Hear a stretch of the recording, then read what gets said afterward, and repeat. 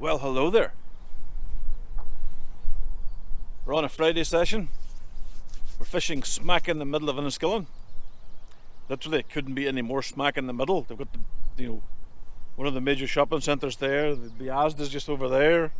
Sligo Road's that way. Bus station's there. So it's a bit of urban fishing today. Just started. I've put 15 of these in. Fishing at a bit of a distance here. I'm fishing at 60 metres. I did plan to fish on the far side, but I couldn't get down. There was a padlock on the gate, so I came around and fished in the car park here. And instead of, fishing under my feet, I'm sending it that way.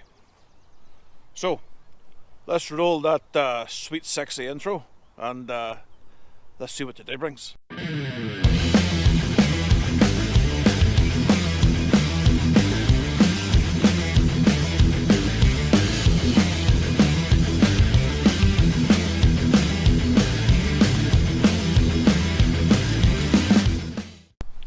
Two roach.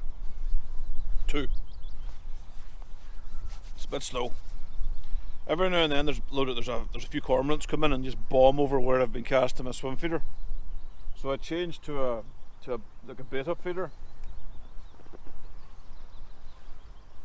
One of these. And then just whack it at them and they go away. Landed like a couple inches beside one of them and it kind of freaked out and flew that way, so I don't like cormorants. Should be general licensed so you could just pop them.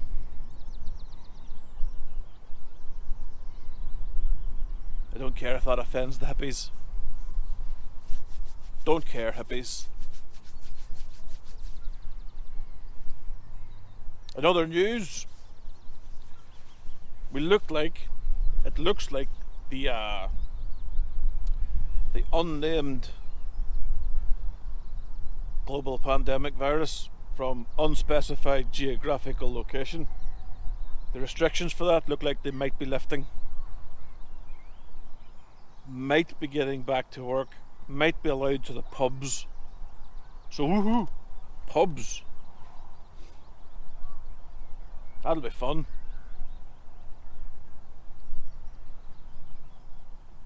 Oh, idiots time of the week. Idiots, loads of them this week. There was a woman that works for the BBC. This woman is, she'd be from African descent. She's a black lady. She turned around and told the world that Idris Elba, the famous British black actor, wasn't black enough on his TV show Luther. Now, Luther's on BBC. I don't watch BBC. I don't pay the TV license. I don't fund them. I don't like BBC. But I am aware that there is a TV show on BBC called Luther, where Idris Elba plays a cop. Now, the reason she gave him for him not being black enough, but hear this, he didn't have black friends and didn't eat Caribbean food. So basically this far left extremist has went that far left, she is now a racist. What would make him more black to this woman? Like, would she prefer him to eat fried chicken and watermelon? To perpetuate that negative stereotype? Even the dude that wrote the series we're talking about, Luther, he came out and he says race wasn't a factor when he wrote the book. It wasn't a factor when it was cast. He just wanted somebody who was a good actor that could play the character. Now, I quite like Idris Elba. I quite liked him in... there's a couple of good ones he did, he was good in that rock and roller one. Quite like that, quite enjoyed that. He's done a couple of TV series in America. Shield was one of them. That was a big famous one. But I can't get these people, they kind of fry my brain. In the days of Martin Luther King, he basically came out and said, don't judge me on my skin colour, judge me on my character. Which is cool, don't judge people on their sex. You know, I don't care what they do with their private parts. Don't care what God they pray to. And I don't fucking care what colour the skin is. You know, if you're okay, you're okay. If you're a dick, well then, you're a dick. So there we go, BBC. Well done.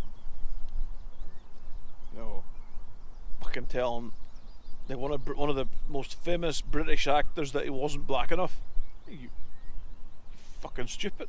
Again, I'm swearing. Try not to swear. Another news that came out, which I found particularly hilarious. Black Lives Matter, one of the head honchos of Black Lives Matter, used the Black Lives Matter money that she was given to buy a multi-million-dollar mansion in America. So all you gullible twats, how do you feel about donating money to an absolute race-hustling lunatic that used your cash to basically line her own pockets? You know, I kind of crack up at this, you know. I always had I was always very cautious and very wary about Black Lives Matter. They seem to be eerily quiet when it comes to black kids murdering other black kids. You know, like in Chicago, it's like Murder City. The nickname for Chicago in America is Chirac, because it's like fucking Iraq. You know, then Black Lives Matter came to the UK, because obviously, you know, we have the same problems in the UK as we have in America. And they basically were as silent as the grave about black kids in London stabbing each other like it's the national pastime. Quiet about that. Hypocrites. Don't you just love them?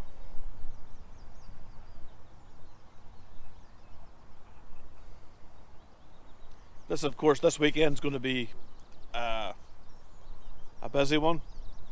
This is Friday. I'm trying to get out tomorrow as well. So I'm going to see what today does. This is a road test. I haven't fished in this little place for a long time. You know, I was trying to fish the far bank, but the gate's locked, so can't get down to it. So I'm here on the floating jetty. You know, it is what it is. I have a grebe over there in the corner. It's currently chasing something. And there is loads of little, I'm wearing polarized glasses and I can see little perch, this sort of size, maybe a bit bigger, maybe about 4 inches at the most, kind of darting around the jetty. So that's what this grebe's obviously feeding on. It's obviously eating the unlucky perch under the jetty. But this weekend, of course, is going to be the funeral for Prince Philip. I liked Prince Philip, you know, I really liked Prince Philip. You know, as a man, stood beside his wife through thick and thin and was her support network. Now, I know some people come on and say, oh, the Queen's a lizard person or whatever. But I quite like the monarchy. I quite like the Queen. Some people are worried, you know, about the whole Meghan Markle thing. And how she's kind of pussy duped Prince Harry. And then embarrassed the family. I don't think that's a problem for the royals. Not in the slightest. You know, if you look through the history, then you'll know that the royal family has faced bigger issues than that. You know, the abdication, you know, at the start of the Second World War, that was the bigger crisis. And not just because the then king wanted to marry an American divorcee. I think that was the excuse used for him to be shuttled off stage.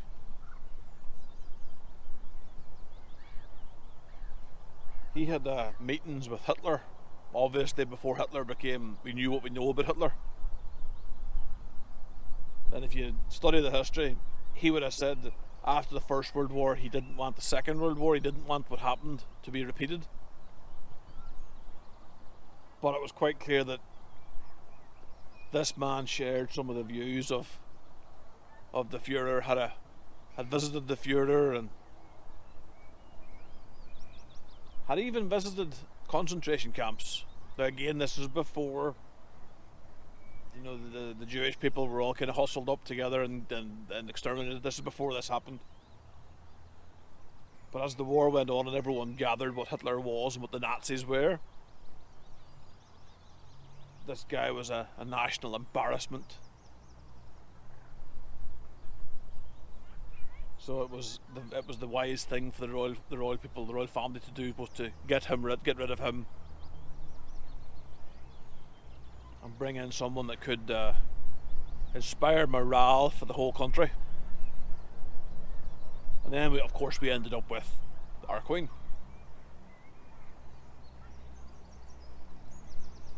When I was stationed at RAF Aldergrove, Prince Philip came across to visit RAF Aldergrove when Aldergrove was getting closed down. It was getting closed from an Air Force base, and they were shrinking it to make it into like a joint helicopter base, you know, a small bit. What it was no longer an Air Force station. And Prince Philip was there, and it was a pleasure to meet that man. Absolute pleasure. He's taller than I expected. I'm 6'2", so yeah, I'm a pretty good gauge of people's height. And at various other occasions, you know, when I met Prince Charles, I didn't think Prince Charles was that tall, but I thought Prince Philip, you know, there was a point where he was talking and he straightened himself up and you could see that he was a tall man. But absolute kind of funny, witty guy, you know. He turned around and he gave a little bit of a talk and everything was cool. And then he decided, you know, once he finished his talk, he kind of said, you know, right, gentlemen, it's time for me to have a gin and tonic. I'll see you all later, and just went off to have a gin and tonic. And it was like, it's 11 o'clock in the morning, but rock on. Have a G&T, sir, you earned it.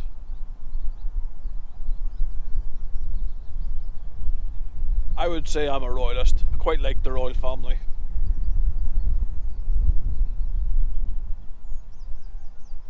You know, if only for an economic advantage. The amount of money that the royal family generates every year for the country and the economy, just through tourism.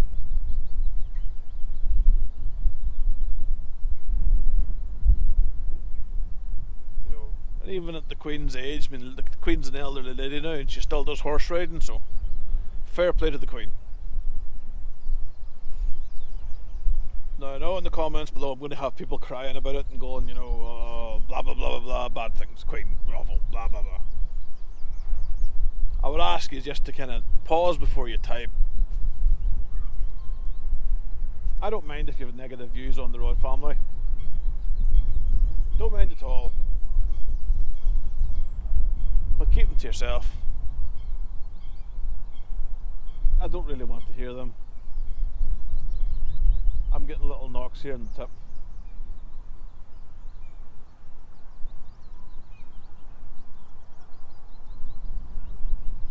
Today I am fishing with maggots, castor, fluoro pinkies, worm, corn, and I have some mixed particles. I'm actually fishing a little bit of a distance here today. You know, from here to the far bank, or from here to where I'm fishing, it's 60 metres.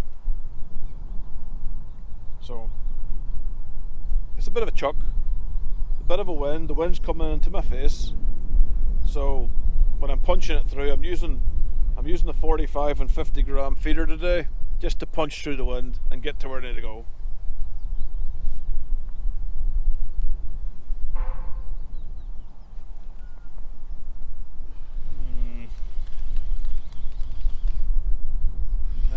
missed that one. Weather-wise, it's giving it to be a sunny day, but it's going to be windy. So, I'm not sure how the audio is for you guys, but sunshiny day, I'll take that.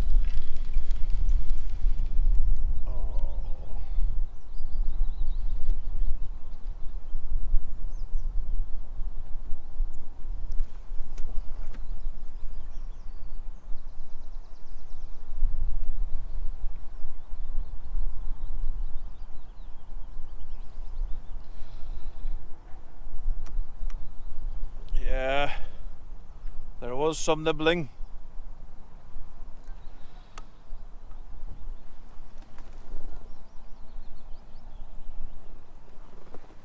Let's get some bait put back on here and get it whacked back out to the stars.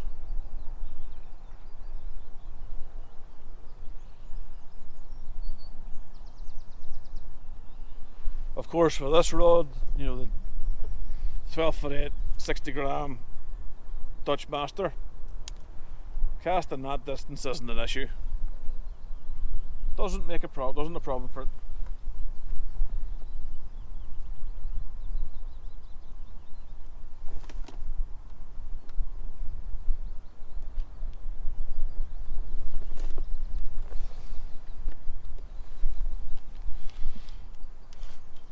Not a problem, what do you see?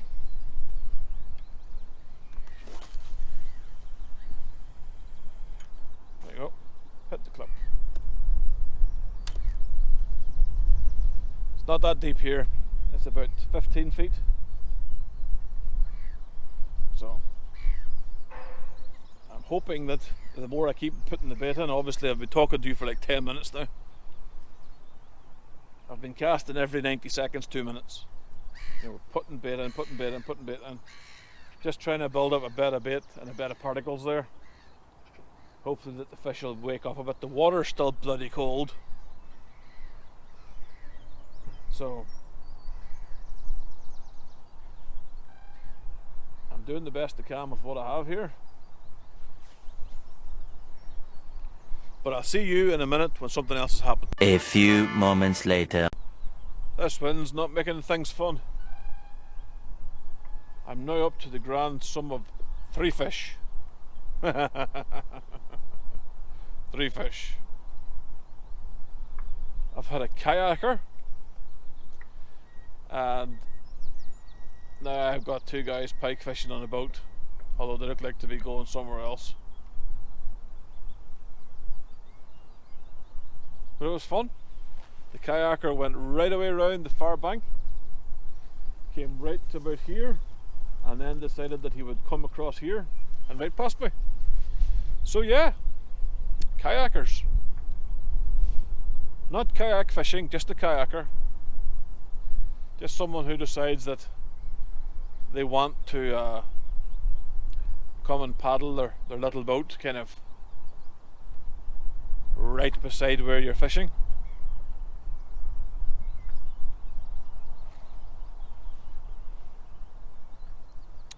Humans.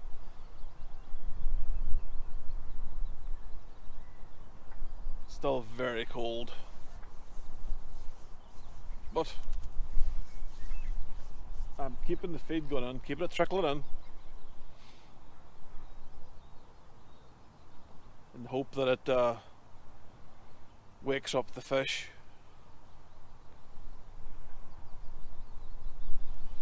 My wee grebe friend that's just down below me here, he's doing a lot better than I am. Every time he pops up, he's got something in his mouth.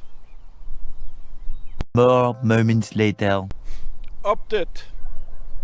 Some absolute fuckwit in a blue dory boat came in, done a big lap around, caught my line, and then revved out again. So now I have to tie on a new shock leader. Well, new feeders, new shock leaders, everything. All because some tube decided to come in and do fucking donuts in the middle of the place. Calm. Breath in, breath out. Fishing's hard enough without having to deal with fuckwits. It really is. Well, I just had an eel. So the water's obviously warm enough that they've woke up. It is now 1:15. Now at 4 fish, one of them being an eel. So I'm going to call time in this session and I'll be back out on the bank tomorrow. So stay tuned for part 2. Oh, obviously I'm going to show you what's in the net. So let me, I forgot. Right, let's have a look at what we've got today.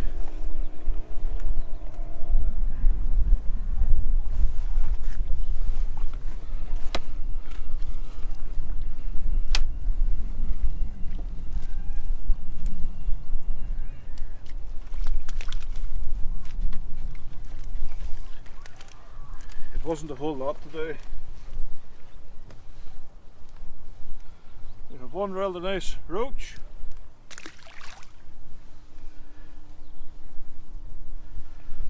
Another roach. Another roach, quite nice. And an eel. Come on, you.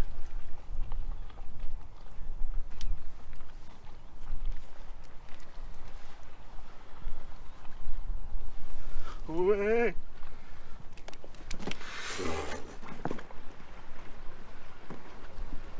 Quite a thick eel. An eel. Don't like eels. Don't like eels.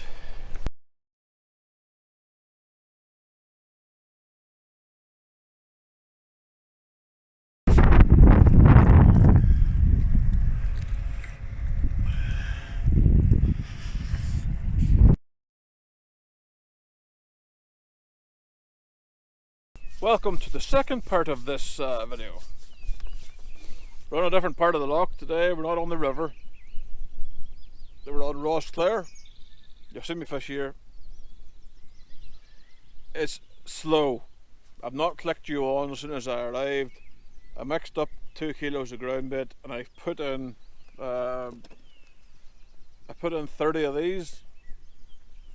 Well, this is number 30 at the minute. And I have had one roach and the trout. Although the trout snapped me off about that far from the landing net. Wasn't a big trout. Was about 1.5 pounds. It was a nice trout, don't get me wrong. It would have been nicer to hold it up and show you, but trout.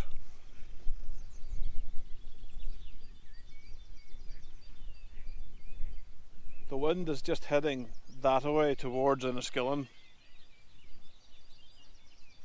So, what can you do?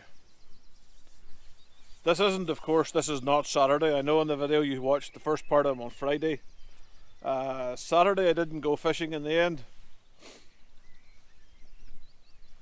I watched Prince Philip's funeral and had some whiskey to say farewell to the Duke of Edinburghs. And then on Sunday, well, Sunday was a bit of a weird day, wasn't it? The day started off pretty well. Glasgow Rangers battered Soap Dodger FC 2-0 at Ibrox, which means they go on to the next round of the Scottish Cup against St Johnstone, which means that we have 2 games against St Johnstone, one in the league and one in the cup. This is the next 2 games. Now, there's something I enjoy more than watching Rangers batter Celtic, and that's listening to the Celtic fans after Rangers batter Celtic, because it is fucking glorious. Normally I don't go to Clyde FM at all. I have a little app on my phone for the odd occasions where I do indulge in the Timplosion, as it's called. It's glorious. Who'd want to go and manage that club of crackpots? Of course, they had a 1 minute silence before the game for the Duke of Edinburghs, and it was perfectly respected. There was no Celtic fans setting off fireworks, dancing in the graveyard. But that was Sunday. And then after that match, there was some liquid celebration. I then kind of heard about this whole European Super League, where 6 clubs in the Premiership are going to break away and form their own Super League in the middle of the week. And it took a while for me to digest the whole thing, because I didn't really know what they're on about. You know, I thought it was just going to be like another Champions League match. But UEFA and FIFA both came out really angrily against this. And I was like, oh, okay. You know, Glasgow Rangers had a player racially abused by an opponent. It was pretty clear he was racially abused, and UEFA came back and said, yep, he was a racist piece of shit. We're going to give him a 10-game ban. And that was it. Now, there was a player who let slip to his friend that he was moving to a different club. So his friend went and put a bet on, made a bit of money. That player got a 10-game ban. So gambling, according to UEFA, is as bad as racism. Don't get it. Don't get it at all. I just think it emphasised that the powers that be that are in charge of our game, yeah, they're pretty gutless when it comes to the old they'll talk a good fight, you know, let's stamp out racism and all that sort of shit, but when it comes to actually punishing players, nothing really came about it that well. Well, it's not been something that, I don't know.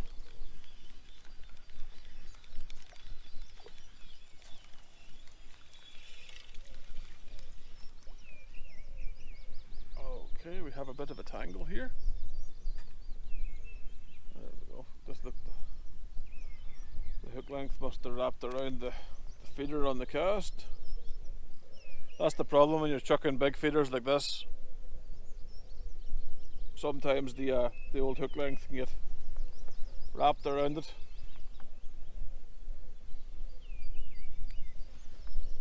But we're going to go from big hook length, or big feeders, to window feeders. I'm going to fill this one up with corn and some ground meat.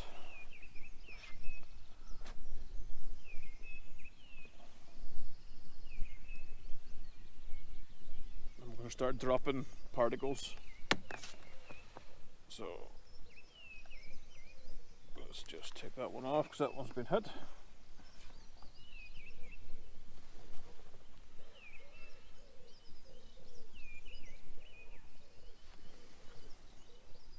So this is now Tuesday.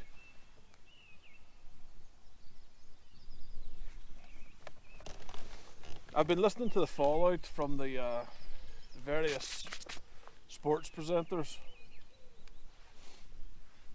Gary Neville had a lot to say.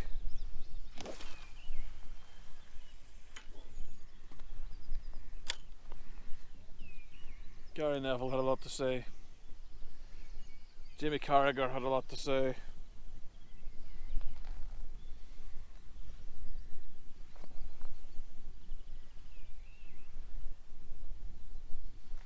It was a bit strange because last night I watched Liverpool v Leeds. They finished 1-1,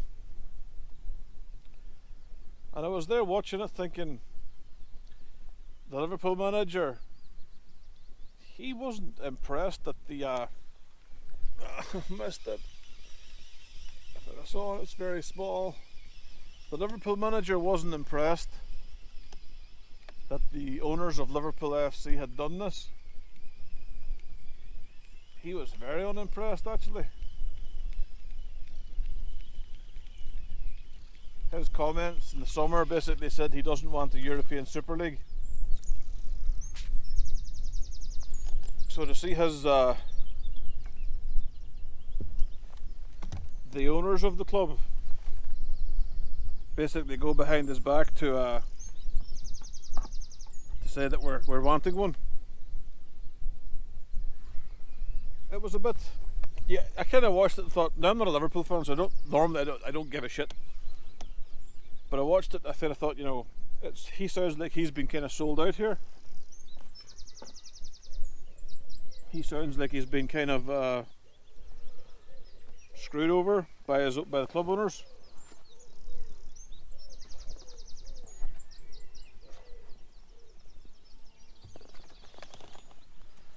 So it makes me wonder.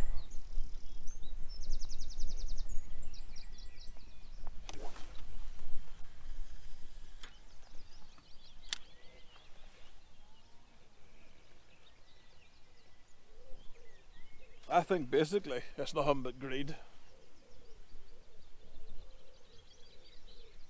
I mean, for some bizarre reason, Arsenal and Spurs have managed to get themselves into this European Super League. Watching Arsenal play football at the minute, it's like whipping yourself with a stick. It's painful. And Spurs is worse again. So how they managed to get into a European Super League where they're up against the best, it's beyond me. It's purely a cash grab. That's all it is.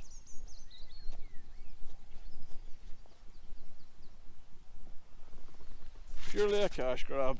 Greed.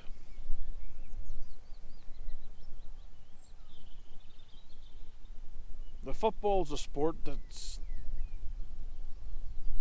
it's a sport made by working class folk. You know, it's played worldwide.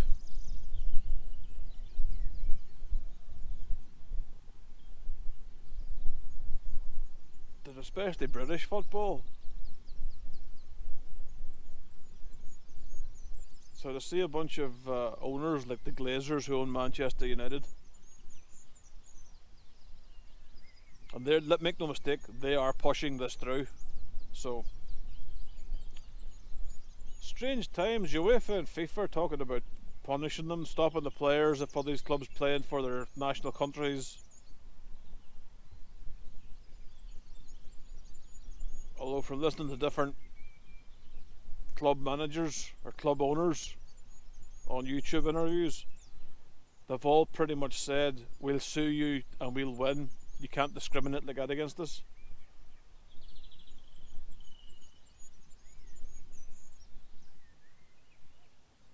The people that are for this, the club owners that are for this, are painting this as some sort of financial win-win for them,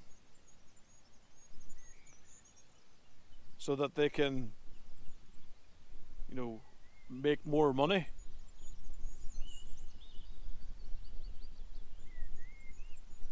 Because, you know, Roman Abramovich from Chelsea, he clearly needs more money.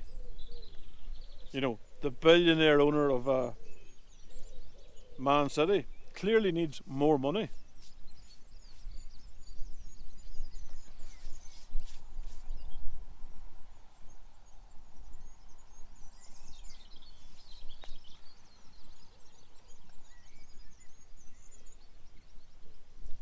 Even old Boris got involved, saying, you know, this was shit, we don't want this. Prince William he came out and said, this is shit, we don't want this.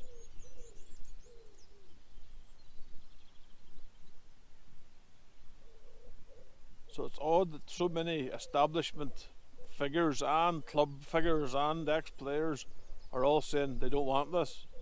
You know, if the stories are true, Jose Mourinho refused to take his players out to train, and Spurs sacked him for that. He refused to take his players out to train because he didn't want anything to do with the European Super League. Now, I don't know if those are true rumours, but what can you do, eh? Anyway, trying to fish. I've had one roach and, like I say, one trout that snapped off at the net.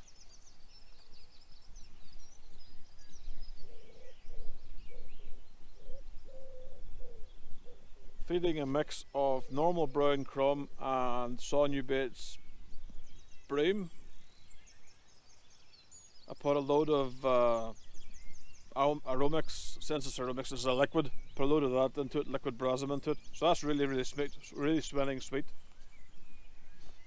Pinky, maggots, corn, castor and worm is on the for the baits, for the either going into the feeder or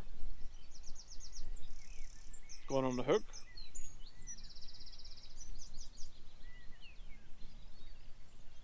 I did try to get the distance sticks out, and I did try to break the spod rod out, but I couldn't find anywhere that wasn't caked in dog shit behind me in the car park.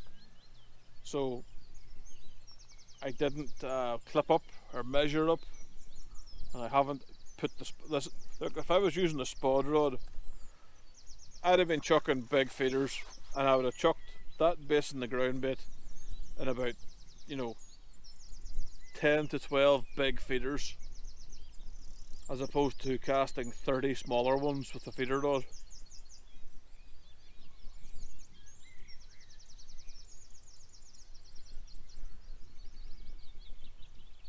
C'est la vie.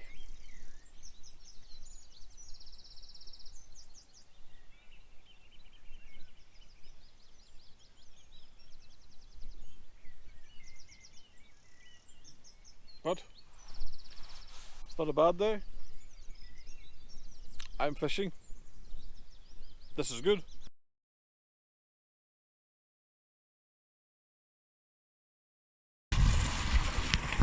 So how many eels go in? How many eels are in the tank? 15 kilo, which there's 1,000 to a pound. It's a shame that these have to be taken manually. They should just be doing away with that old dam at Ballyshannon. It's nearly my lifetime to do it now, so. Ah, well, the old dam's been built since the mid-50s, like, so. Destroyed the salmon fishing, destroyed the sea trout fishing. Yeah.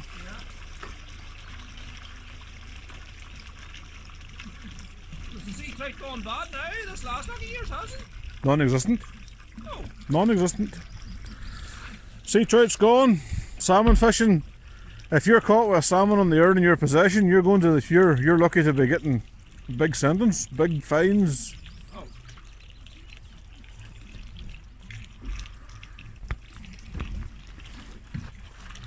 Massive big fines. Right there, still they haven't been took enough. Right there, there's an odd man at shots again. Oh, aye. But sure, what they'll do is they'll head to the they'll head down to the big dam before Ballyshannon, Yes. and they'll fish in there and take all the salmon they want.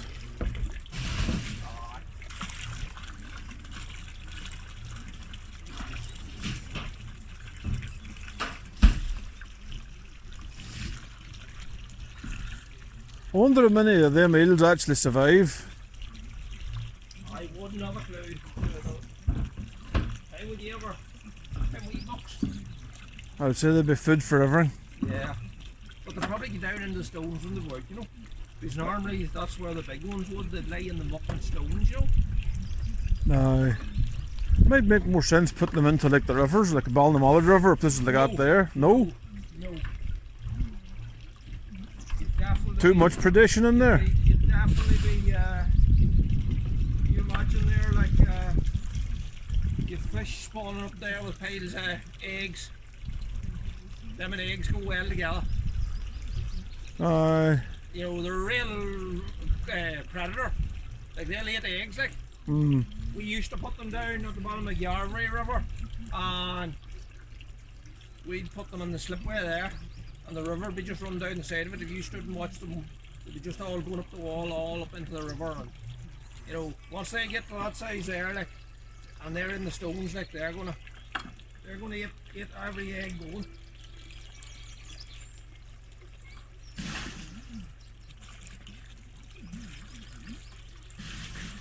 No, they'll find themselves now where to go themselves. Like, Oh, like at one time we had to draw half of them out to the Erne, and when we got so many ton into the Erne, you would have had to start drawing them up the cabin. But I would have seen more sense just drawing them to the bottom of the lake. We put them in at different slipways around the lower lake. But, yeah. if you drop them in, we used to put them down in Balik, but then one of the guys out of Balik rang. They must take water out of the river there, and they said there was elvers going up the pipe into the place, so we stopped putting them in there. So Getting shredded. we put them in at the top of the river, at the bottom end, the very bottom end of the lake, and they were then, so they could go wherever they want then after that, you know. Oh, it'll be 15 years, they reckon, before they get it from Elver stage to return back to the. A couple of years ago, they wanted it. They were stopping a lake with trout, and they wanted to see what sort of survival rate with the trout. So they got us to go to a couple of the islands as well down in the lower lake. That's away from mainland, away from other islands, and had to set net salmon. Was it a month later or 2 weeks later? To see how many of them wee boys were still about them islands. Yes. I know one point. How many young eels that were in among the stones was quite a lot. Mm. They were in feeding on the wee fry. Yeah. Oh, they'll be feeding on everything. It'll be the zooplanktons and stuff like that that they'll be feeding on. I'm going to call time. Today was a bust. Besides the one trout and one roach, I'm going to show you a photograph of that roach now. I can't really do much else today. I don't think there's much in front of me, and I think that the temperature needs to come up quite a bit. There's a fella in the boat that's just pulled in. He was trolling Tasmanian devils. Those are for trout. And he says he was out since dawn this morning and didn't see a fish hit anything. He says normally he would catch the few pike on his fishing for trout, trolling for trout. Didn't see anything. He's not a bad guy, you know. He says that he's got, well, he's on his rods. He showed me his rod, and you know, he has there's some pike trace. It's a good 2 foot of wire.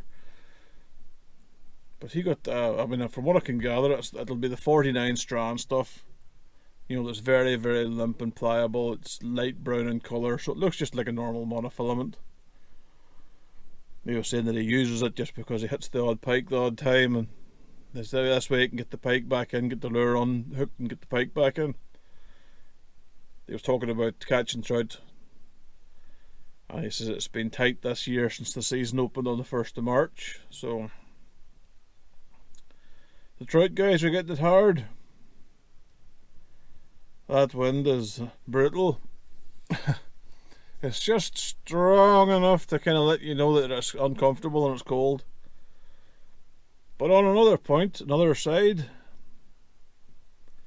one of the guys that stocks the eels from the Shannon waterway, or it's the old Killisandra Falls. It's basically where Lough Erne used to empty out into the Atlantic Ocean.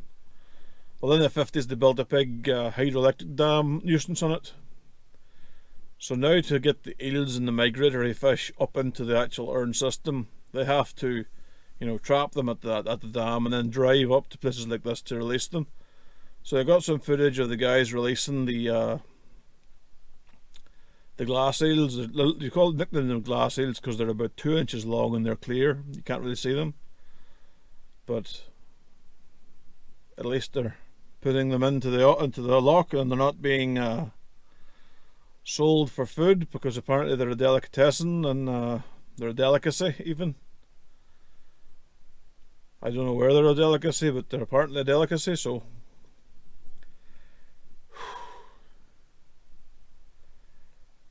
need the weather to warm up just a touch, just a wee touch.